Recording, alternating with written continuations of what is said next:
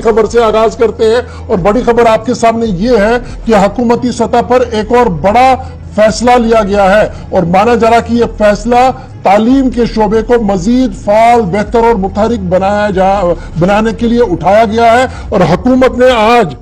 मुकम्मल तौर पर पाबंदी आयद कर दी है प्राइवेट ट्यूशन पर। और यह पाबंदी उन लोगों पर आयद कर दी गई है जो सरकारी टीचर्स हैं, यानी सरकारी उस्ताद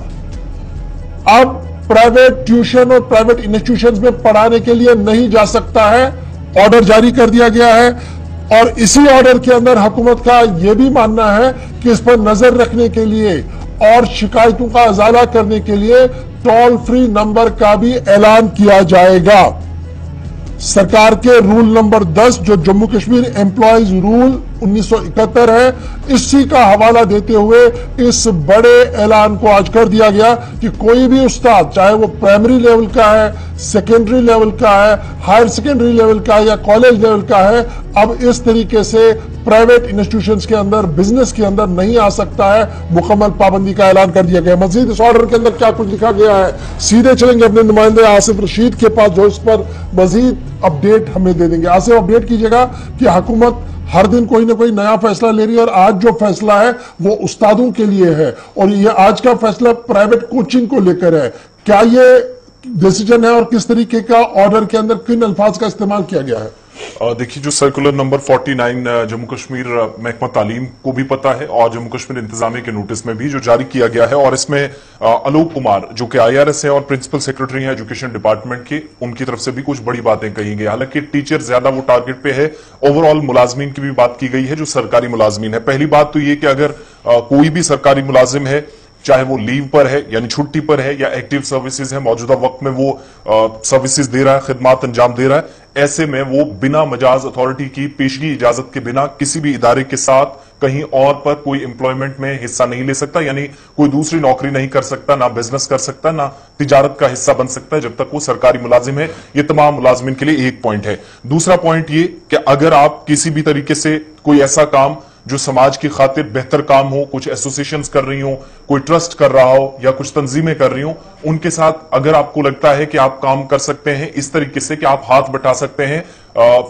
सोशल कॉज के लिए, समाजी बहबूद के लिए, लेकिन उसमें भी तब जाकर जब आप किसी इदारे के साथ जुड़ेंगे, किसी ट्रस्ट के साथ जुड़ेंगे, ऑर्गेनाइजेशन या एसोसिएशन के साथ जुड़ेंगे, तो क्लियर कर दिया गया है कि आपको मजाज अथॉरिटी की पेशगी इजाजत लेना जरूरी होगी। और दूसरी बात क्लियर कि अगर आप इन ऑर्गेनाइजेशंस के साथ वक्ती तौर हाथ बांट सकते, लेकिन इनका रेगुलर मेंबर या परमानेंट इनका हिस्सा नहीं बन सकते। कई लोग जाकर यूनियंस का मेंबर बन जाते हैं, ऑर्गेनाइजेशन या एसोसिएशन का, तो इस तरीके से आप नहीं कर सकेंगे। लेकिन आर्जी तौर पर आप अगर जरूरत महसूस हो काम कर सकते हैं, वो भी जो मुतलका इदारा है, मजाज अथॉरिटी है जिसके अंडर आप काम करते हैं, अगर सरकारी मुलाजिम आप हैं तो आप इजाजत के बिना काम नहीं कर सकते। अब तीसरी बड़ी बात जो टीचर्स की आपने बात की, उसमें प्राइवेट ट्यूशन पर बैन लगाया गया है, प्राइवेट ट्यूशन पढ़ाने पर, लेकिन उन लोगों को जो सरकारी टीचर हैं, सरकार के खजाने से सैलरी लेते हैं और मुख्तलिफ स्कीमों के तहत यूटी के अंदर भी काम करते हैं। इसमें एक केस का भी हवाला दिया गया, वो भी पढ़कर सुनाएंगे। लेकिन सरकार के मुताबिक जो राइट टू एजुकेशन एक्ट 2009 का है,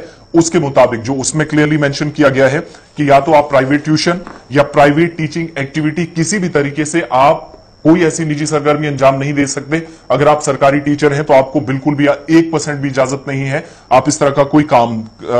कोई काम अंजाम दे। अब आज जो आलोक कुमार साहब की तरफ से इसमें मजीद ऐड किया गया वो ये कि उनके नोटिस में, यानी एजुकेशन डिपार्टमेंट के नोटिस में बहुत सारी चीजें ये आई हैं कि यूनियन टेरिटरी के दोनों सूबों के अंदर मुख्तलिफ अजला में आज भी सरकारी टीचर्स जो अलग अलग जगहों पर निजी एक्टिविटीज या इन सरगर्मियों का हिस्सा बनते हैं, पढ़ाते हैं बाकायदा ट्यूशन सेंटर्स के अंदर, कोचिंग सेंटर्स के अंदर, तो उनको दूर रखने के लिए क्या है, यहां पर एक चीज का हवाला भी दिया गया है और वो है जो ऑनरेबल कोर्ट का फैसला था 31 मार्च 2021 का, यानी साल 2021 में एक फैसला आया था। उस कोर्ट में क्या कहा गया, उस केस में क्या कहा गया था, उस वक्त फारूक अहमद वर्सेस रियासत थी, यानी यूनियन टेरिटरी जम्मू कश्मीर जो है उसके साथ फारूक अहमद का केस था और अदालत ने जो उस वक्त कहा था, उस वक्त की गाइडलाइंस के मुताबिक कि रूल 10 है जम्मू कश्मीर के अंदर, एम्प्लॉयज कंडक्ट रूल्स यानी सर्विसेज रूल का शिक 10 रूल्स 10 के मुताबिक आप किसी भी तरीके से अगर आप गवर्नमेंट टीचर है तो आप कोई निजी एक्टिविटी या कोई प्राइवेट ट्यूशन वगैरह अंजाम इसमें नहीं बड़ा इंपॉर्टेंट अब है, चूंकि जल्दी से मैं एक रिएक्शन आपसे लेना चाहूँ। वो ये भी है कि जो हमारे नामी गिरामी इंस्टीट्यूशन है, प्राइवेट इंस्टीट्यूशन है, कोचिंग सेंटर्स है,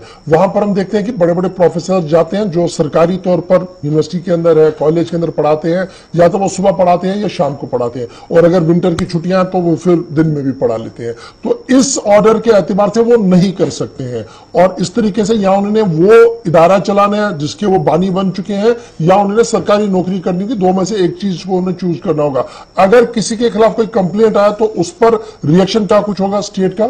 देखिए, दो चीजें हैं। अगर आप सरकारी इदारे के साथ काम कर रहे हैं तो टोटली क्लियर कर दिया गया है, कोर्ट का भी ऑर्डर क्लियर है, आप नहीं जा सकते हैं। लेकिन बड़े इदारे हैं, एक आसान रास्ता अब रखा गया है। सरकार ने आज क्लियर कह दिया है कि एक हेल्पलाइन नंबर वो जारी करेंगे, और इस हेल्पलाइन नंबर का मकसद होगा हर डिस्ट्रिक्ट के पास, कंसर्न अथॉरिटी के पास जाएगा। इस पे आप डायरेक्ट शिकायत करेंगे, जिसका मतलब ये हुआ कि कहीं से भी आपको पता है कि ये गवर्नमेंट टीचर है जो अपने वहां से सर्विसेज खत्म करके सीधा प्राइवेट इंस्टीट्यूशन में आता है, तो वो हेल्पलाइन नंबर्स अभी तक जारी नहीं किए गए हैं। लेकिन अगर बैन होने के बावजूद भी कहीं पर इस तरह की एक्टिविटीज होती हैं, तो वो जो टोल फ्री नंबर्स होंगे, बगैर पैसों के आप कॉल करके मजाज अथॉरिटी के नोटिस में मामला लाएंगे, वो शिकायत के जरिए होगी। जी, वहां पर कार्रवाई